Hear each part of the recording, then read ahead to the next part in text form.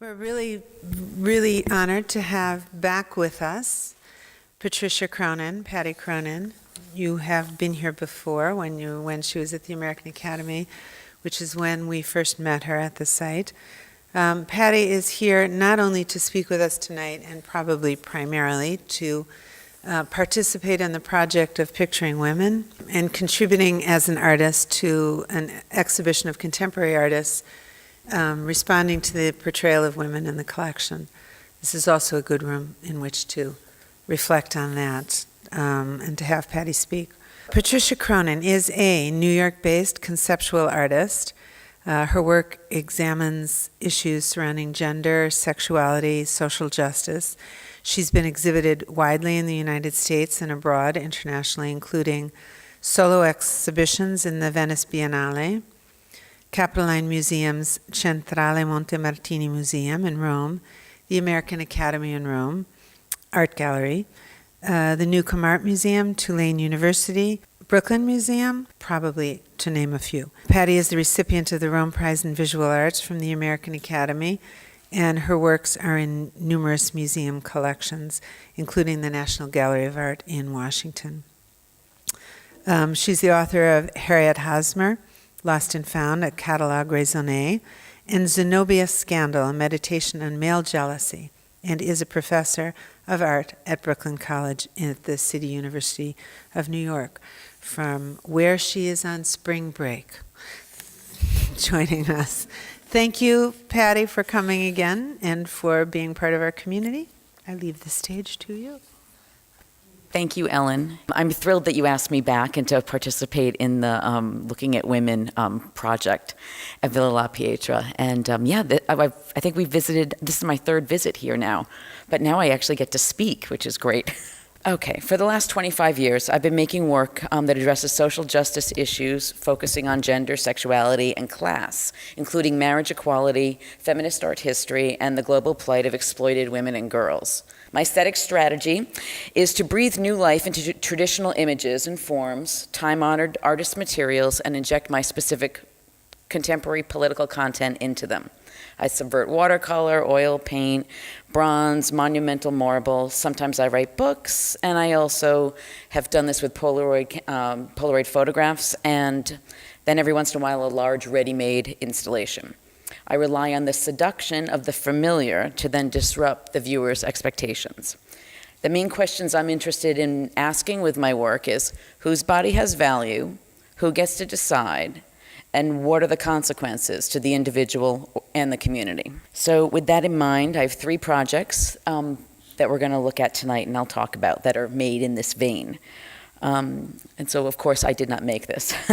Living in New York City for decades, I've become acutely aware of the historic public sculptures that adorn our major parks and prominent squares. I love these sculptures, nationalist, virile, victorious, but found them lacking. There are hundreds of allegorical women, from Lady Justice in every courthouse to Bartoli's Liberty Enlightening the World, which you just saw in New York Harbor, to St. Gaudens' Victory Leading General Sherman with the Sherman Monument. It's at 59th Street and 5th Avenue, super prominent location. So we've got General Sherman. The horse is even specific, based on Ontario, this famous jumper, and yet the woman's allegorical, Victory, right? I looked around in New York City, and all I could find of real women, there's a bust of Golda Meir, there's a very unattractive sculpture of Gertrude Stein, there's Joan of Arc by Anna Hyatt Huntington in Riverside Park, and then there's Eleanor Roosevelt, really only there for like the last 15 years. And then there's Alice in Wonderland and Mother Goose. Okay, so we've got 4 real women in all of Manhattan and then 2 storybook characters. And not for anything, the storybook characters have the better locations, okay? And these are all kind of, except for, I mean, the real women are hidden in these kind of obscure squares. One of the things I think is the most interesting aspect of being an artist is creative problem solving, right? So to correct what I saw as a glaring omission of women, specific women, real women being commemorated in public, I also decided to address an issue that was very close to my heart, might still be, depending on what happens with Trump and Gorsuch, but okay, but for right now, this is in 2000, and it was the prohibition of gay marriage in the US. I do what Socrates is, known to have said. The artist looks out, sees the world as incomplete, and tries to complete it in, his studio. It can be any artist. In an attempt to simulate just a few of the 1,200 legal protections that heterosexual marriage allowed back then, my partner and I, of course, had to hire lawyers and pay them to draw up wills, healthcare proxies, and power of attorney documents. So you know how depressing these are, right? They don't celebrate your life together. They're about if one of you gets sick, incapacitated, or dies. And I thought, since all I was going to be able to have legally be afforded to me, right, that was official, was death, I thought I'd come up with, the best, elegant, smartest response that I could figure out. A dignified mortuary sculpture to the two of us. And I did it in a nationalist form, American neoclassical sculpture.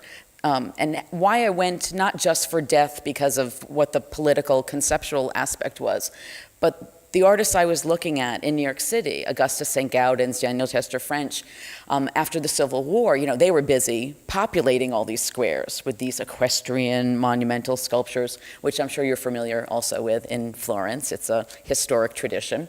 But they were also doing sculptures for cemeteries. And this is one of my favorites. It's the Adams Memorial. It's in Rock Creek Cemetery in Washington, D.C. And Henry Adams commissioned it from St. Gaudens for his wife, Clover Hooper Adams. She was an aspiring photographer. And this is in about 1898. But she wanted to be a professional photographer way before anyone would let a woman do that. And she committed suicide drinking photography developing solution. Exactly. And so he commissioned St. Gaudens. And it's really interesting also because there's one of these in the Smithsonian. The Lincoln Kirsten book on this sculpture is called Memorial to a Marriage, which is what I titled mine based on his title. But also, Augustus St. Gaudens alternated between male and female models when he was modeling this. So she has this very universal humanist kind of presence also. It's not, this is not Rococo femininity, right? And it's just so soulful and mournful. It's one of my all-time favorites. The history of sculpture basically is the history of death and commemoration. Prominent ruling couples have commissioned artists to sculpt their tombs, sepulchres, and sarcophagi since the beginning of time. Some of the beautiful examples that I looked to for inspiration was this Etruscan 520 BC that's in the Villa Giulia in Rome. It was called The Bride and Bridegroom. We've got a 1st century AD couple from Adelphi. We've got actually, I don't know their name, but it was a royal couple, and it's in Avignon. They even have a dog at each of their feet to symbolize, their fidelity to each other. And then we've got the tomb of Henry II, the Holy Roman Empire, and his empress. So couples have been doing this for a long time. But of course, when I say couples, it's, the famous, more prominent, powerful man in this relationship that would be making sure that in his afterlife, there is a monument that is equal to his stature while he was alive. But also, there's a whole history of artists designing tombs and sculptures for other artists. And this is Canova's monument to Titian, which is in Venice, that is just absolutely remarkable and quite monumental. And then we have Jericho, which I just think his pose on the top of this. This is in Montparnasse in Paris. And you can see the bronze, the famous bronzes of all his big paintings are on the sides. That's the Raft of the Medusa. And then we have also famous couples. Jean-Paul Sartre, Simone de Beauvoir, and this is Gertrude Stein in Père Lachaise, and Alice B. Toklas, of course. And this is a little blurry, I apologize, I have to go back and get a better picture, but this is Jackson Pollock and Lee Krasner. Now, sometimes they do say that memorial work is widows' work, for especially more in the 19th and 20th century. But I just love that all these couples, did plan ahead and got these done. So with a large grant from Grand Arts that was funded by a Hallmark heir, I was able to make my dream piece. They picked a couple artists a year, said, really, what's the biggest thing you want to do? And it had to be in a material you'd never worked in before. Now, I love to learn. I love new information. I love even, formal new information. I love learning new techniques. And I had 2 watercolor sketches and a couple little clay maquettes. They came over for a 2-day studio visit. And basically, at the end of the studio visit, I said, okay, so now I want to make this over life size in marble. And they were like, oh, no, we're doing the project with you. We were just having so much fun. We're sorry we didn't tell you yesterday before lunch. But it was 2 full days of grueling questions because they wanted to make sure that if they were going to invest all this money, that I wasn't going to flake out and, oh, you know what, marble just wasn't for me, never mind. Sorry I took your money. So it was a wonderful organization. They were open for 20 years and have just closed. So I'm really so fortunate to have been able to make this with them. So, and I utilized everything from ancient 21st century techniques of modeling clay, mold making, refining in plaster, and then carving in marble. And it took 3 years to transform my initial watercolor sketches into the completed, oversized 3-ton sculpture of the 2 of us reclining in bed with swirling sheets. I looked at every history of sculpture book I could get my hands on. I would color Xerox my favorite ones and hang them up all over the studio walls. But also, there were paintings that inspired me. And, I always say, when I think about Courbet, I think, well, he's on one side of the room, and the 2 women are on the other side of the room, and he's painting them, looking from the outside. I said, well, what does it look like if you're one of the cultural producers and you're one of the women, right? It's a slightly different dynamic. But the pose on this one, I just couldn't, not be looking at this. And then also William Henry Reinhardt's Sleeping Children.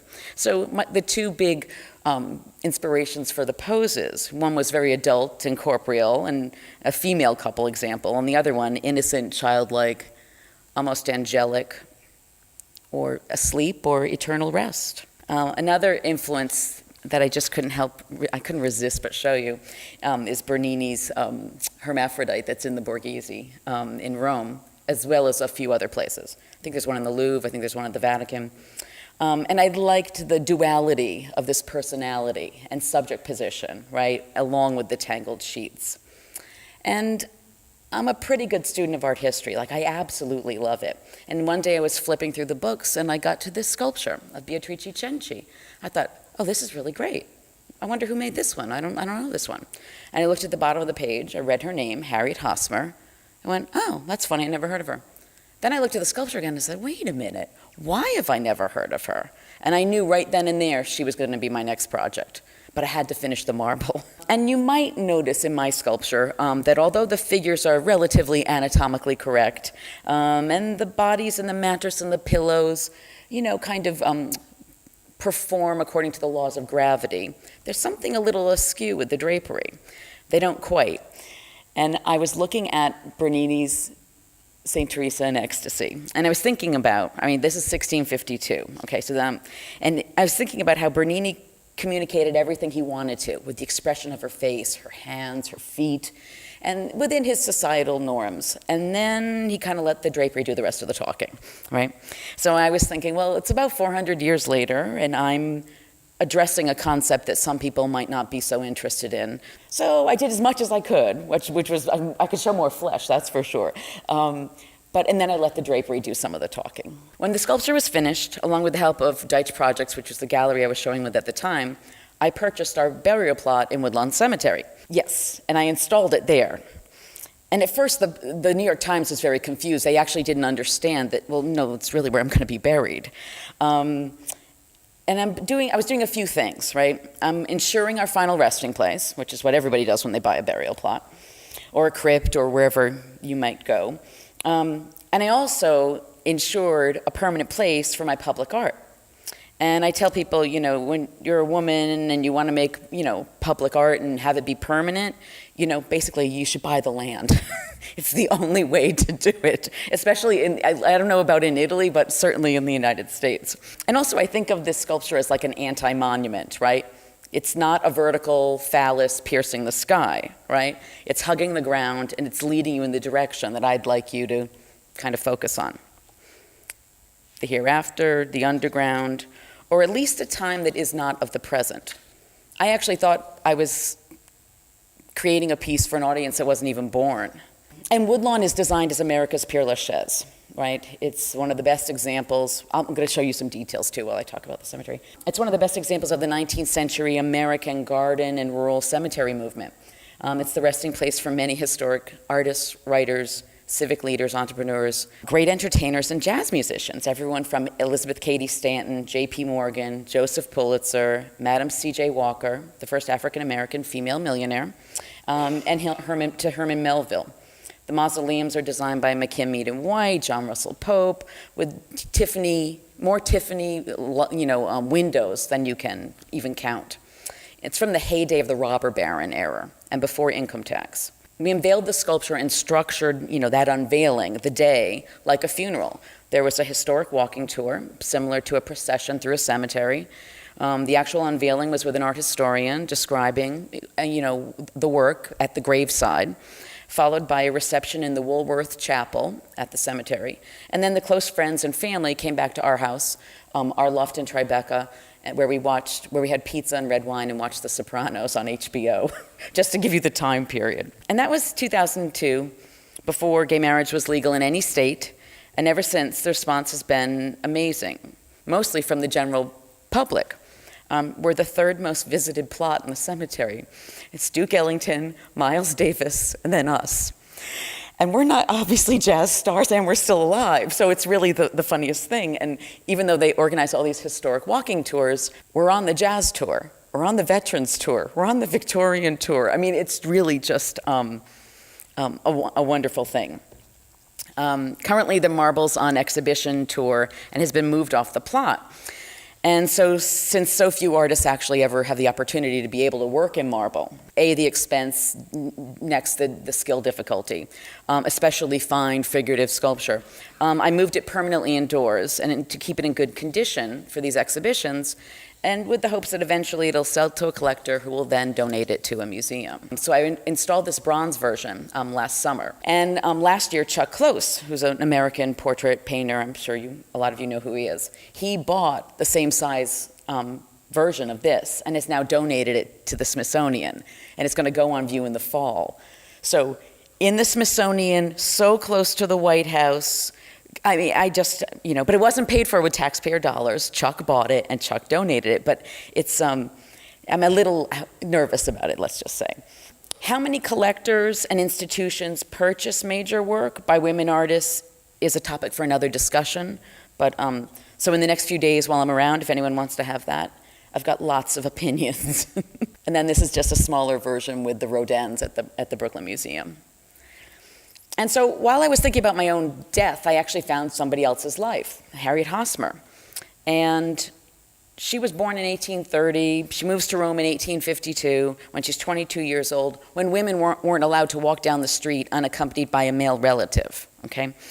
And she apprentices with the leading neoclassical sculptor, and that would be the first man that you see coming from the left, John Gibson.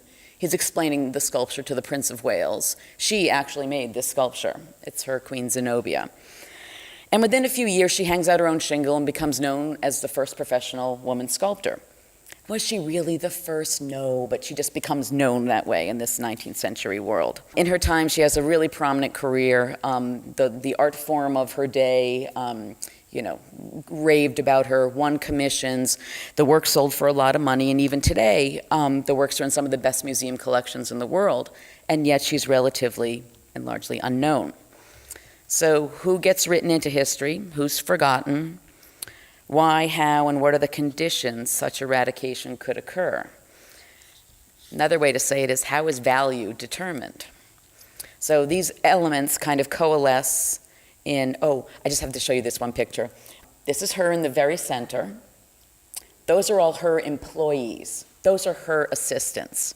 So in the 1850s and 60s, when I say she was successful, I mean she was successful. So her work sold enough to then hire all of these men as helpers. And so her work supported them and their families. This is astounding. I mean, this is kind of the history that we don't really get to hear a lot about. And I love her pose, too, with her arms crossed. Very fun. But, all right, so what I was saying was these elements about how value gets created coalesce at this one intersection I'm really interested in. The ivory tower, which is all the scholarship, and the marketplace, right, sales. And what's at the middle of that intersection is the Catalogue Raisonné. It's a critical, scholarly archive of a complete artist's body of work. It's the most prestigious book an artist can have written about them, or her, because it documents every work, every exhibition, every publication, collection, whereabouts, everything. When I started this project, I could count on two hands the number of Catalogue Raisonnés on women artists in any language. And since a legitimate publisher wouldn't hire a real PhD art historian and pay them a salary for 5 to 10 years that it takes to research and write a Catalogue Raisonné, I decided to make one for her. Now, I'm not an art historian, right? I'm an artist. I just say I play one in my studio. And I don't really know how to make a book, but I knew it needed a cover. So I thought I'd start at the beginning. I'll make a watercolor of a cover of a book. I figured that's my first way in.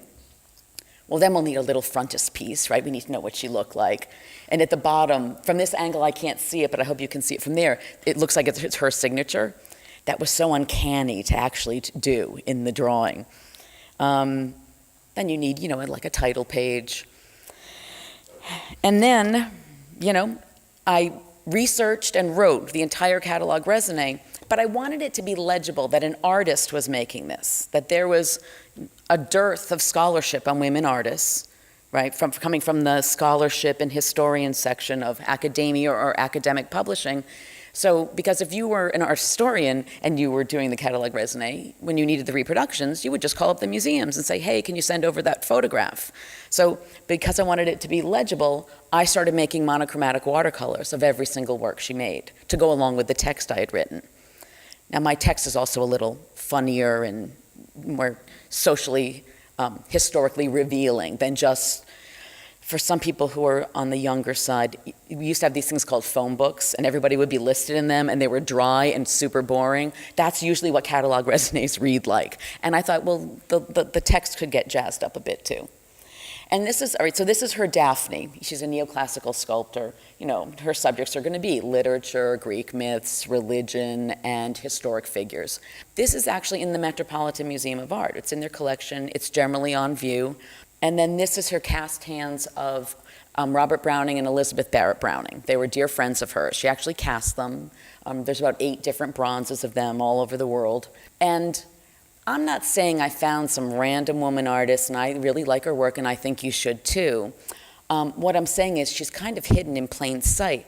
The Metropolitan gift shop sells plaster knockoffs of this, with a little piece of songs from the Portuguese, Elizabeth Barrett Browning, How Do I Love Thee, Let Me Count the Ways. So if she's in the gift shop next to the fake Degas horse, and she's on view, I don't understand, what are we seeing and how are we missing people that actually are right in front of our eyes? Now, and everything's kind of going along really well until this sculpture. This is Judith Falconer. It's a tomb sculpture, and it's the first piece of work by an American artist, male or female, permanently installed in a Roman church.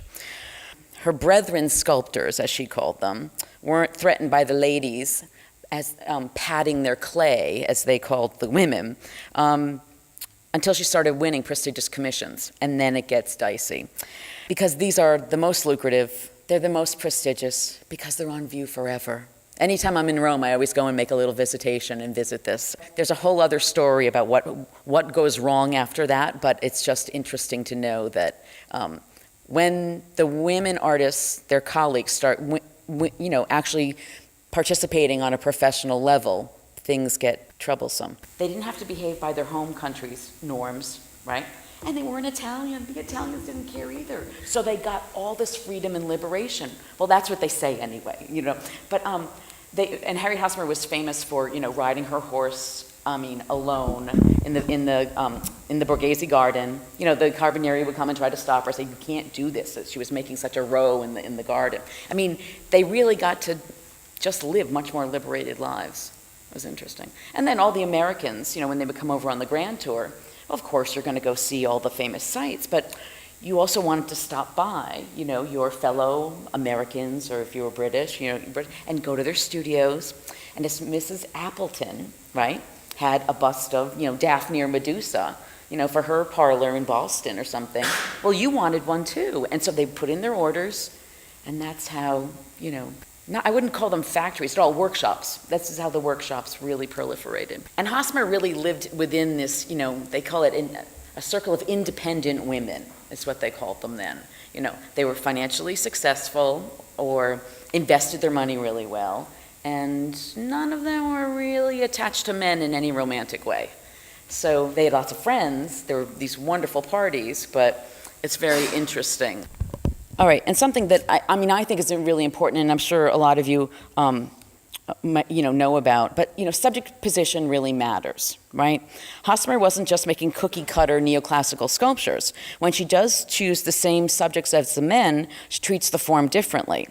And other times she chooses a completely different story. So, how many Cleopatra sculptures or paintings have you seen? Quite a few, right? I don't know that you've ever seen one of Zenobia. So this is very interesting. So Zenobia was, I just want to get to the really good part of Zenobia. She's the 3rd century ruler of Palmyra, which is modern-day Syria. There are more tragic inspired stories, but like Cleopatra, who commits suicide instead of being conquered by the Roman emperor, Hosmer chooses a different queen. So Zenobia's husband gets killed, is assassinated, and she becomes the ruler for 7 years, conquers Egypt, Asia Minor, in proxy, of course, for her 4-year-old son. He couldn't possibly, rule. Finally, of course, because we know our history and the, Roman Empire wins, she does lose. They finally capture her after 7 years, and this is her, in this moment, being marched through the streets of Rome as a war trophy. But, there's a solemnity, there's a dignity to her. Now, she doesn't commit suicide, and she was very, very, very well educated. They, military training, philosophy, mathematics, so she's a real diplomat. She talks them out of killing her, ends up remarrying, having 5 more kids, and living in Tivoli the rest of her life. So that's not the Cleopatra story, and that's who Hosmer picks. And it's this moment, they're always like queens or people in a moment of crisis, right? We're all going to die, so, but there's that moment of crisis, but there's still some dignity about them. So I always think is really interesting. And I just put this in because I wanted you to see how small she was and how, when we say monumental sculpture, we mean monumental sculpture. This is Senator Benson. It's in a big public park in St. Louis, Missouri. There's her bust of Cleopatra. This is in the Art Institute of Chicago. And so for the literature part, this is Puck on a Toadstool from Shakespeare's Midsummer Night's Dream, and he's about to pitch a scorpion at you. Hosmer says she made, this is what she called her fancy pieces. This is what Mrs. Appleton would have in Boston, right? And she says she made 30 of them. I've found about 35, and Bill Gertz, who's like the Americanist art historian emeritus, he's like, if she said she made 30, she made 60. And in the 1850s, she was selling them for $1,200. That was a fortune. So I just love showing this. And it's not because, I'm using neoclassical art as a vehicle to talk about a real political situation. It's just, because this one's just so cute, But also, I love showing this piece because I love showing this is how this woman, financed her whole career. And my all-time favorite is the Sleeping Fawn. Now, first of all, she had to get snuck into medical school in St. Louis to even take anatomy. Women didn't have access to nude male or female models. That she does this nearly naked sleeping fawn is unbelievable for her time period. This is absolutely outside it was scandalous when she did it. But I think she counterbalances it, right, with a little bit of humor. You've got, all right, a drunken sleeping fawn or something like that. We've got elements of the sylvan life with the grapes and the horn and things like that, and the flute. And then you have the little baby fawn playing a trick on the sleeping fawn and tying the lambskin to his waist. So he's going to get up and try to probably fall over. So to counterbalance the busy little hands with that languorous hand just dangling there. And also there's a rumor that it was a self-portrait. And this is there's two different versions. One is definitely just a little bit over life size, and then there's a 2/3 to scale. And then there was a piece I couldn't find. Everybody wrote about it, Letters on the Grand Tour, and the London Art Journal. It was going to be her crowning masterpiece. Because this is before there really were art galleries. So the press would come to your studio and review the work you were making. It wasn't about an exhibition. And it was the Queen of Naples. And this is, because think about when she's there. This is all going on, 1865, 1870, Garibaldi's coming to Gaeta. It's all happening. And I couldn't figure out how to represent a lost or missing sculpture. There's no photographic documentation and nobody can find it. But I've got all these letters and I've got all these articles. Everybody describes it differently. And I'm like, but then I thought, well, wait a minute, is that really so strange? I was really frustrated by this at first. But if we all just said the word beauty, every single one of us in this room would have a different description of what that would be also. So then I wasn't so upset about it. But I won the Rome Prize at the American Academy of Rome for this project. And I spent the year there retracing her steps, finding the sculptures, going to archives, going by her studio, going to all these locations. And then also I'm spending a lot of time in churches, hearing stories about saints and lives and miracles. And I was standing in a church one day and these shards of light are coming in. And I thought, it was like one of those eureka moments. I was like, I know, because I couldn't just do a blank page. I didn't want to reinscribe her absence. I wanted to give presence to her absence. And finally I figured it out. Because the question was how to represent a phantom or missing sculpture. It should be an aberration. So I should do an aberration for a phantom sculpture. And then I started thinking, well, it's really not just one lost sculpture, it's a whole lost career. So I started doing lots of ghosts. And then when I started installing them in shows, it would be ghost sculpture, ghost sculpture, ghost sculpture. So that you could see we're not getting the whole story, and since these things are lost, we probably never will, and how to, access that and present it to audiences. This is the last sculpture that she did. It's Queen Isabella of Castile, giving Christopher Columbus her jewels and money and maps, to discover the New World,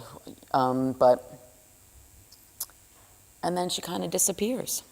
The next thing that happened was there was still something there I wanted to activate, and so this is at Centrale Monte Martini, the Capitoline Museum owns it in Rome, and they've installed their classical sculpture collection in a converted power plant, except they left the big diesel engines in there, and you can still kind of smell the diesel fuel. And so I printed them on these huge pieces of silk, and I installed them in and among the sculpture. So you've got this industrial archaeology, you've got this classical art, and then you've got missing workers. They're anonymous, we don't know their names, we don't know who made most of the sculpture either, and Hosmer's missing. And as the sculptures would just stand there so still, there was a nice undulation of the fabric, so it had this kind of haunting feel.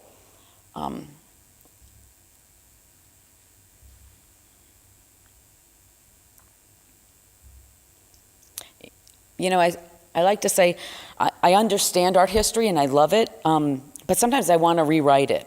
And I rewrite it not just with the Catalogue Raisonné, but even with my work, and to create a space that's larger than my own reality. I would describe these two past projects, Memorial to a Marriage and Harriet Hosmer, Catalogue Raisonné, as a future form of nostalgia that addresses the failures of seeing the feminist body in real time. I've just been thinking about that a lot. Because I time travel a lot, right? Not really, but you know what I mean, in my work, in my head, and what I love and what inspires me. And since previously my work addressed issues that specifically affected my life and profession, and in the last few years, some social and professional attitudes have evolved, and some actual laws have been changed for now, and they've made my life a little bit better. But I'm also deeply concerned in things that just don't affect me. And I'm interested in larger human rights issues as well. And so when the Italian curator Ludovico Pertesi invited me to do a show in Venice, I was actually working on a project about what I call the global crisis in masculinity. But the constant barrage of news stories about violence against women and the systemic oppression of girls around the world, kept keeping in the front of my brain. And there also this 24-hour news cycle. It's not even 24 hours of news on TV anymore. We've got Twitter and news alerts and RSS, and we just get too much information. And I was grappling with comprehending the magnitude of so many of these devastating crises, and of course, like most people, felt helpless. So I decided to do what artists do best, I think, is hopefully keenly observe the world, step back, reflect, and respond. Much like Goya's Disasters of War, Kathy Kolowitz's anti-war drawings and prints, or Picasso's Guernica. The curator asked me to make a site visit to see the smallest church in Venice and to see if and what it spoke to me. And it did speak to me, and my concept started to shift away from the men and towards the women and the girls. And I wanted to translate these horrific statistics into something concrete and emotional. I was trying to, unnumb myself and hopefully, viewers as well. So Shrine for Girls was a solo collateral event of the 56th Venice Biennale. As a lot of people know, it's like the Olympics of the art world, right? In Chiesa di San Gallo, Venice, reflecting on the global plight of young women and girls. The project had to be selected by both the commissioner, Okwi and Wieser, who's the first person from the continent of Africa, any country, to be a commissioner of the Venice Biennale. And it started in 1894, so this is a really big deal. And just so you know, because we're an American institution, there's only been one American commissioner in all that time, too, Rob Storr in 2007. So these are, it's really important when a new voice gets to the table and what they choose. But I also had to be selected by the Diocese of Venice because they still own the church. It's deconsecrated, but still, it's the smallest one and it's right near San Marco, so they get hundreds of applications every year. So it was a pretty stringent selection process. And so, basically, although the United Nations passed the Universal Declaration of Human Rights in 1948, which Eleanor Roosevelt chaired, no countries voted against, but 10 countries abstained. Women and girls around the world, continue to be among the most vulnerable members of our global society, often facing violence, repression, and enforced ignorance. This young female populace is subjected to a horrifying existence on Earth. So inside the Church of San Gallo, I created a shrine in their honor. I focused on 3 specific news events that all came to my mind within a very short period of time, about 6 weeks. And I gathered hundreds of their clothes, girls' clothes from around the world, and arranged them on the 3 stone altars to act as relics for what I consider these gender martyrs. By creating an installation with the remnants of what the missing bodies would have inhabited, the physicality, the materiality of the fabric reminds us of who is missing and publicly acknowledges their suffering. Commemorating their spirit, I hope the site-specific installation is a meditation on the incalculable loss of unrealized potential and the hopelessness in the face of unfathomable cruelty, juxtaposed against our obligation and mission we have as citizens of the world to combat prejudice. And I tried to conflate the symbolism with the reality. Are they really clothes? Yes. Did I make them? No, they're really clothes from these countries. But is it really a sculpture? Yes. Is it really a shrine? Yes. It does everything all at the same time. Can you go and pray there? Many people did, or reflect, or remember. Yes. But are they actually sculptures that now tour, and are they for sale? So it does all of that, and I really like work that can access many discourses simultaneously. So since the history of art seems to be a lot, at least up in, let's say, maybe up until Brancusi, or we could go all the way to Maya Lin and do the Vietnam Memorial. I'm happy with that too. But it's about remembrance and memorialization. But the sacred and secular architecture and the memorials and monuments are generally reserved for only the most powerful, and it's usually men. I wanted to treat these ordinary women and girls with the dignity they weren't afforded during their lives. And shrines are part of every major religion's practice, provide a space for contemplation, petition, rituals of remembrance. So inside the deconsecrated church, I tried to dramatically light them and elevate their clothes to the status of art and bring awareness to this urgent crisis, while providing a space to reflect and hopefully inspire viewers to action. So on the high altar, it's the saris that represent an incident that happened to two cousins in Uttar Pradesh province of northern India. And what they say is, and I've researched this thoroughly, approximately 50% of the population of India don't have running water in their homes. Now, for any female of menstruating age, this is incredibly difficult, right? So you usually go out into the field after darkness, right? So these two cousins, 14 and 15, Pushpa and Murti, go out, and a gang of 5 men came along, gang raped them, and then lynched them.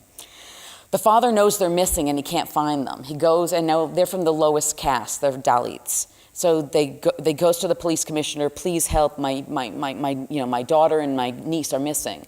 And he says, get down, he's from a higher caste, and he says, get down on all fours and beg. And he's, of course, doing it.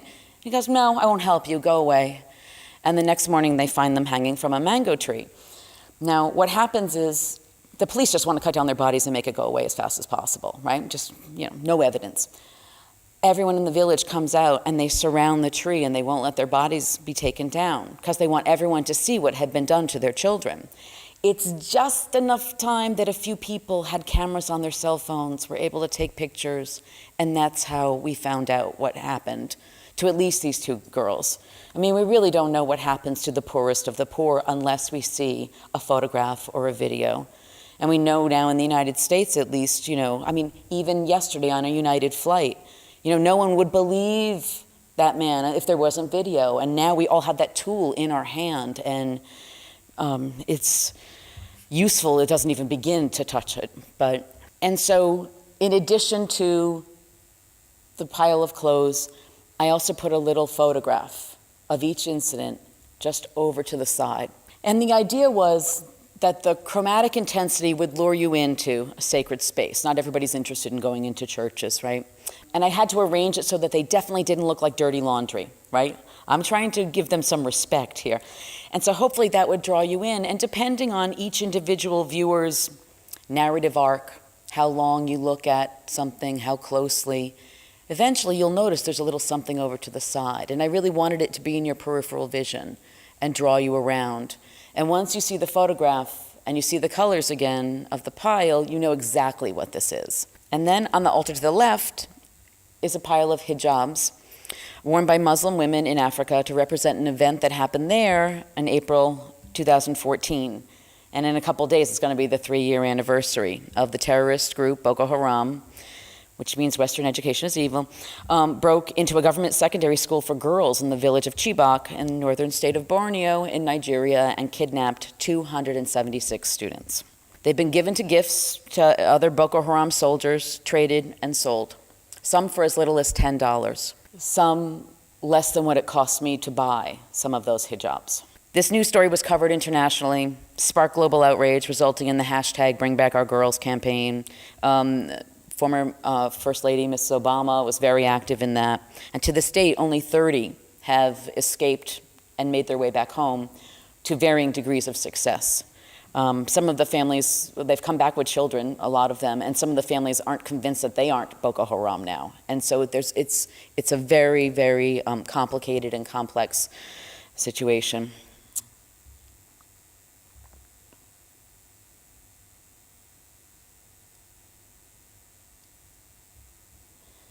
And then on the altar to the right is a huge pile of cotton, wool, and linen aprons, symbolizing girls imprisoned in the Magdalene laundries.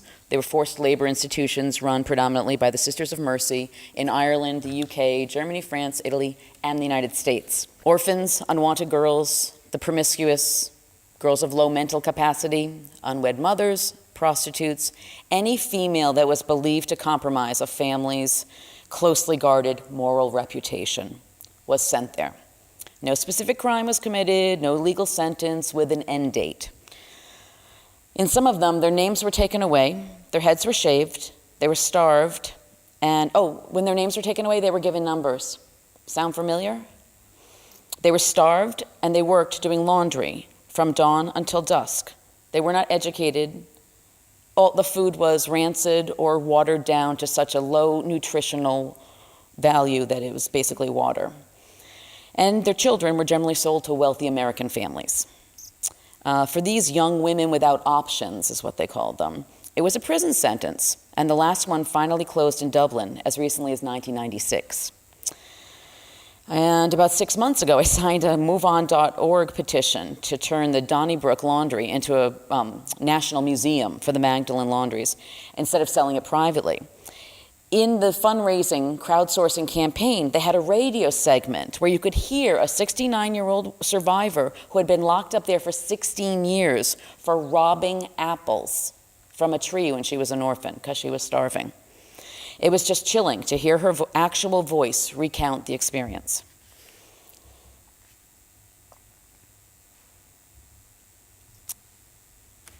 And just, some of the complicated things that come up when you're talking not just about yourself. But I was raised Roman Catholic, never heard about this at all until I saw the movie Philomena on a plane over to the site visit at the church. And I thought it was very, very important that not only to include a religion I was brought up in, right, but also the church wanted this. And I said, you're sure you read my whole proposal, right? You know that part of what I'm talking about is a Catholic organization that covered many countries. And he said, oh, absolutely. He said, that's why I want this show here. And I thought that was really incredible. So I tried to use a light interventionist touch with such a heavy material. And I was hoping that the poetics of the simplicity would encourage slow-looking contemplation.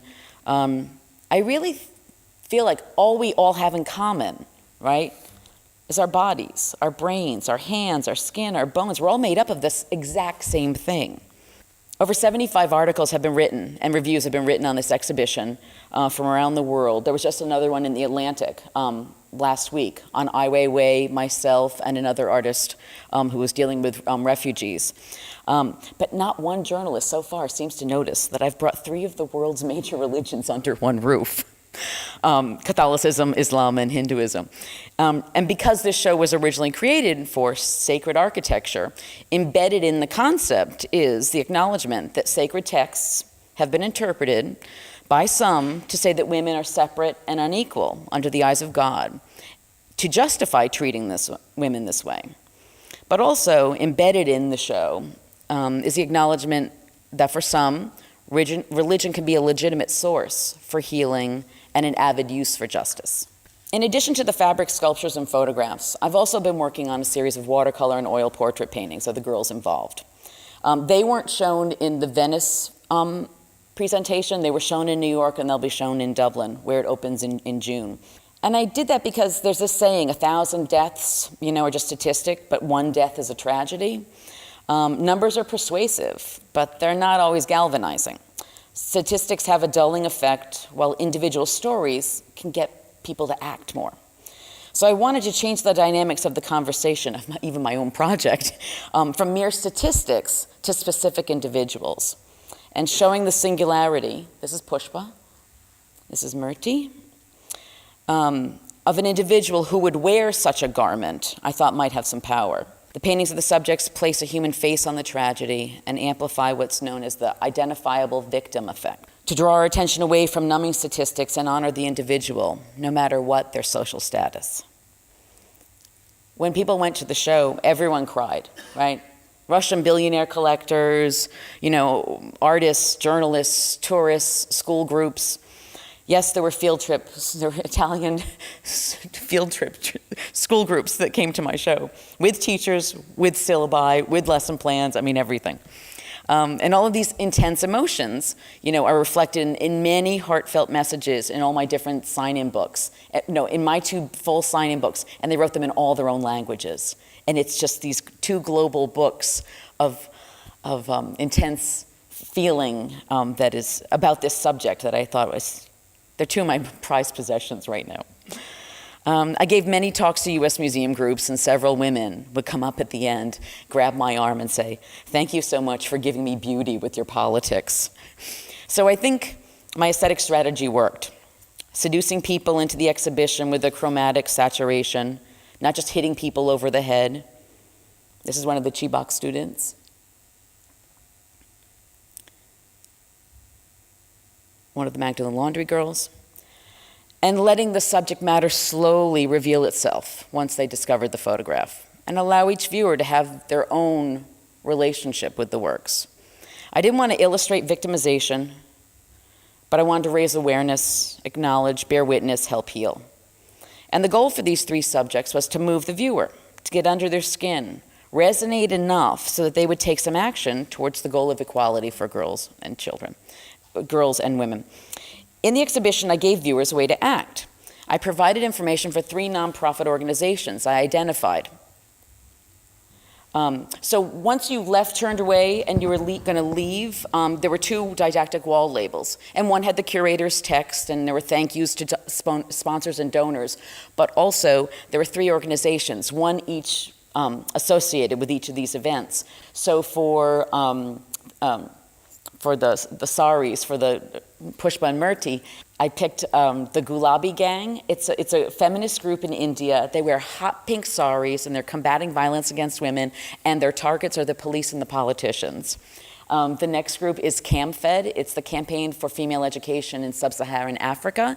And then for the Magdalenes, I chose this Justice for the Magdalenes, and it's a survivor resource organization.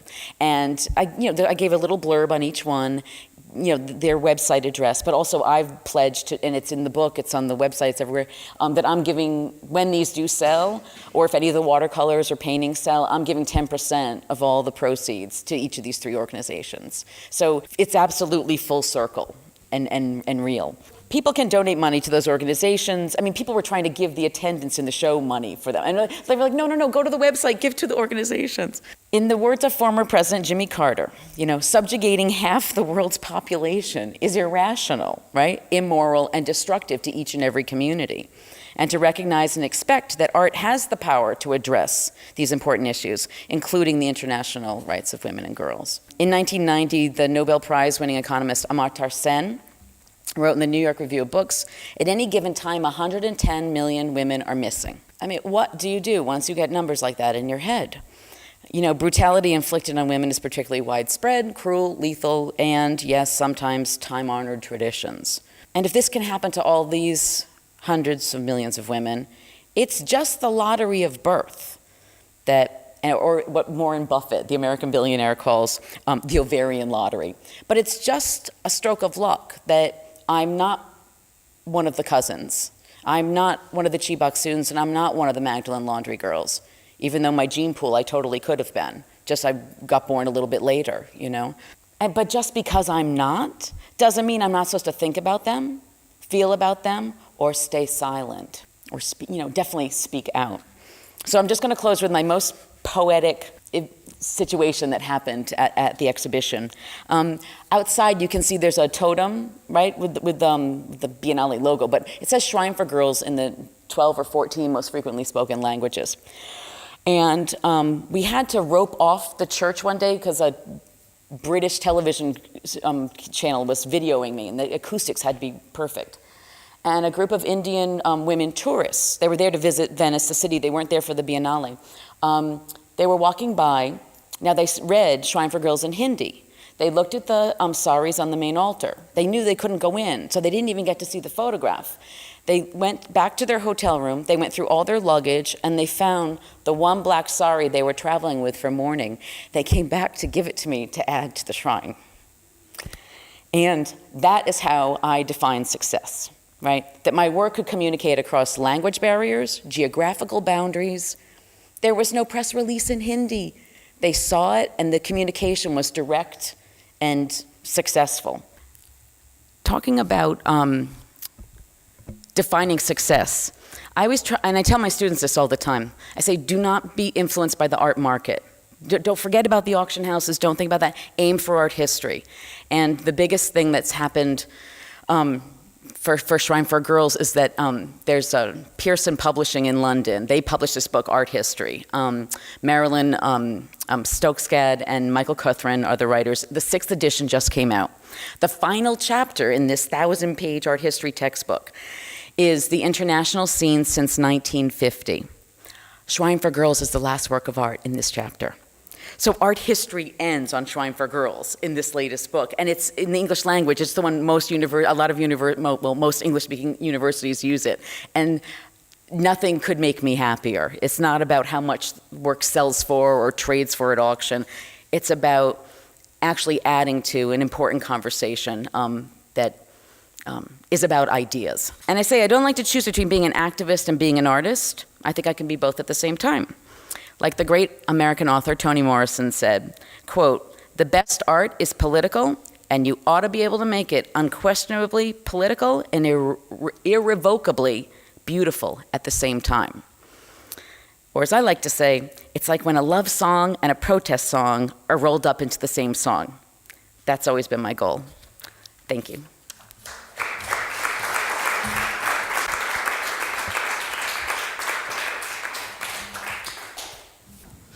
Thank you for that talk. I appreciate also all the enthusiasm, which I really was heartfelt throughout it. The question I have is about in the three projects you presented, the last one seems to take on a different language, which has layers of abstraction, layers of symbolism that are a little bit different, at least at first approach.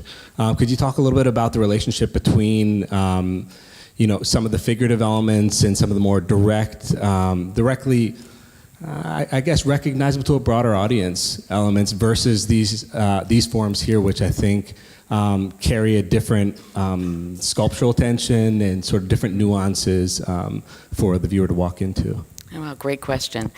With my work, if you had told me I was going to make a 3-ton marble sculpture at some point, I would have said, "You're crazy," or "I'm going to write a Catalogue Raisonné." Like, I never know where the work is going.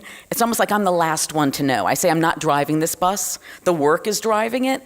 But, and then when I turn around and I look back, because, yeah, I thought this was, they're ready-mades. I did not make these clothes, right? I did not make those photographs, meaning I didn't have the camera. It's why I kind of showed the fabric pieces in Charlie Montemartini.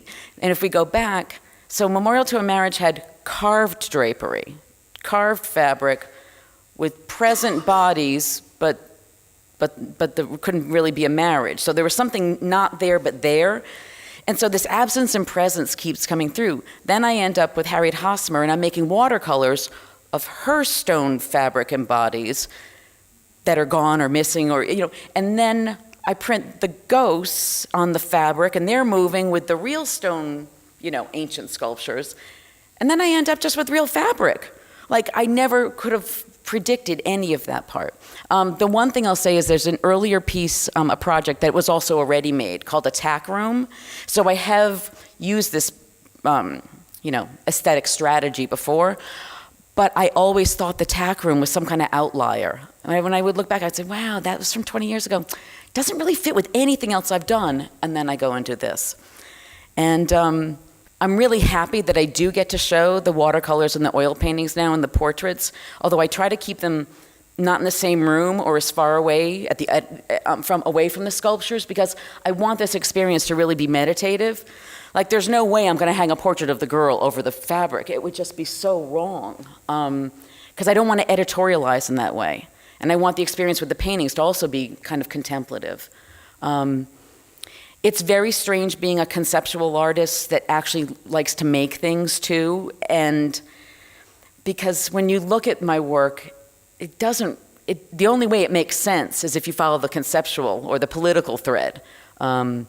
So visually, to larger, more general audiences, yes, this stuff might not make sense if you just looked at the website. You say, wow, she really jumps around a lot.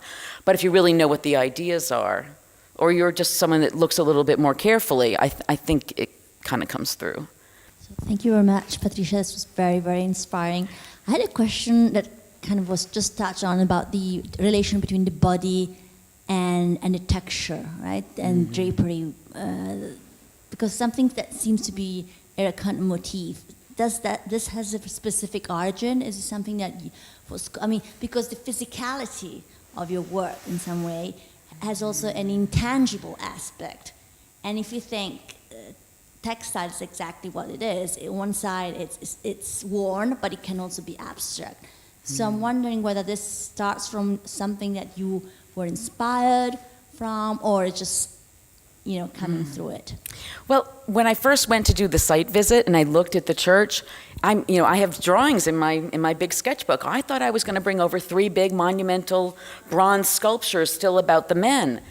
And then actually what happened was, this is the site visit before any of this happens, but I'm sitting in the campo, right, having a cappuccino, and Pushpa Murti had just been murdered, and a group of Indian tourists, grandfathers, children, playing together, were checking into their hotel. And when they went by and were checking into the hotel, I thought, oh, wow, I'm sure they know what happened 2 days ago. They're obviously from a higher caste, but if anything that happened to their children, they'd be distraught also. I was like, oh, these poor women and girls, they need a shrine in their honor. I was like, shrine for girls. I've got 3 altars. You can't hang anything on the walls.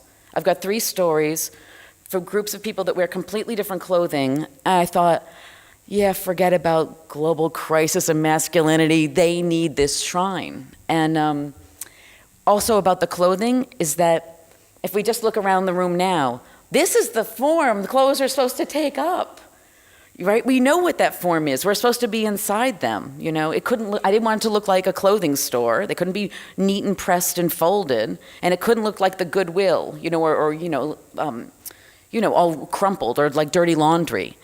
And each of the different clothes are made up of different materials. So the linen and the wool really had a different structure to them. And the saris are, silk and cotton, a little slippery, but a lot of sequins, right? But the hijabs, 100% polyester. So they were slipping and sliding. It was just, but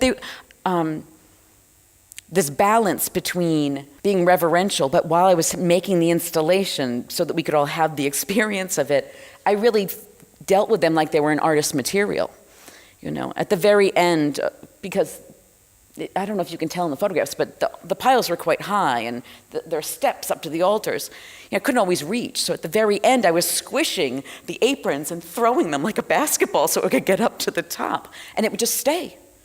So the texture and how I dealt with it was kind of, that's more like formally like how I made them. But I also thought, and there's a lot of Baroque twists and twirls, in all of this. But also I wanted it to look like if this is the clothes, the bodies had just gone away. Almost like when you can smell the diesel at Centrale Monte Martini, it was like you could have sworn the workers were on their lunch break and coming back in like 15 minutes. So people being anonymous or not being valued, just like I said at the beginning. And to me, Lord knows what I'm going to make next, just because I surprise myself each time what grabs my imagination, and then I just have to figure out. Getting these invitations is a wonderful thing, whether it's, grand arts to make marble, or, I always try to think about what is right for that architecture and for that moment in time, that precise moment. Instead of just going, oh yeah, I got these 3 paintings, sure, let's just put those in there. No. And especially with such a serious subject, it's like, because it was in a church, the first person I had in my studio while I was thinking about this and doing the watercolors, while the Biennale office and the diocese were still deciding, I had a Jesuit priest, art historian, professor friend in. I said, okay, if I'm going to do this in a church, let's figure out what, make sure, any red flags. Next thing, since I was talking about martyrs and relics, I had my medieval relics, basically expert from Dartmouth. I'm like, okay, get over here and just doing, I had Muslim friends in, I had Hindi friends in, I took care of the Catholic part, and just to make sure that because we're all gonna have blind spots. And I was really sure I didn't want to be the white Western educated woman who was gonna get something this serious wrong. And I'm not saying this is 100%, but I thought all my homework. This summer, it was at the Flag Art Foundation. It's a private museum in a Richard Gluckman architect designed space in Chelsea. There are 2 long floor-to-ceiling windows on the sides, and you can see, fancy office buildings and water towers, so it's in New York. And people said to me, oh, I don't know if that's going to look any good outside the church. The church was so perfect. And I'm like, the church was perfect. That was the original idea. I said, but, before I even had access to the church, I had to provide the images for the Biennale catalog. So in my studio, I don't have a marble altar. I have wooden crates. So I put them on wooden crates, and that's what's in the Biennale catalog, actually. And then I got back home, and Flag Art Foundation wanted to show it, and I thought, all right, what am I going to do for pedestals? Maybe I could marble laminate a pedestal. Maybe I was really trying to bring some of the church with me. And I looked up at my pictures of it on the crates, and I went, wait a minute. There's a bit of human trafficking in the Chibok student story. We've got crates. Wait, whoa. There's how all this fabric, who makes it? Where does it go to then? Who sells it? I mean, who's getting exploited in making it? Who's making like all of these other issues kind of got woven in there. And so we ended up, I designed 3 new crates. And when you ship art in crates, it has, don't let it get wet, little umbrella symbol. It's got a broken wine glass, like fragile. And then there's always, if it's going to travel internationally, there are these special stamps on it that say safe for international travel. That's what the symbol means. And I was like, oh, and then there's a lot of them with arrows up, right? And I thought, there's a lot of metaphoric possibilities here. And also, it kind of reminded me how well we take care of objects in the art world. And look at how poorly we take care of people. So the crates actually, I think, end up working well. Now, that I'm in charge of. I'm not in charge of architecture, right? But, next was supposed to be India and this palace in India. But instead, we had to rearrange the schedule. Next, it's going to Dublin, to a Dublin city-owned gallery next door to the last Magdalene laundry that closed in '96. And there is a big push for a national museum, so it's really good for the city to actually do this. But here's the thing, whether it travels from secular to sacred architecture, all these places it's going, it's the architecture of the powerful. And I'm still talking about the powerless. So it's okay if it travels to different places. And it going to Nigeria, India, and Ireland are the thing I'm the most keen on. And hopefully, the different places, I think the context, I hope, will be okay. They didn't distract you from your experience, because you didn't really notice them until you turned around. And basically, the way I put the photographs, and I made sure I kept them small, right? They're off to the side each time. So it's not like you walk up and, oh, there's the image, oh, there's the fabric. It's a little discreet and over to the side. So once you figured out what was going on on the high altar and you turned around, then you saw 2 little photos. Then you saw the 2 other altars, and then by the door you saw the panels. And it was in Italian and English, because I'm an American artist, I speak English, and it's in Italy. But there was a lot of information there for people who wanted it. Yes. Thank you.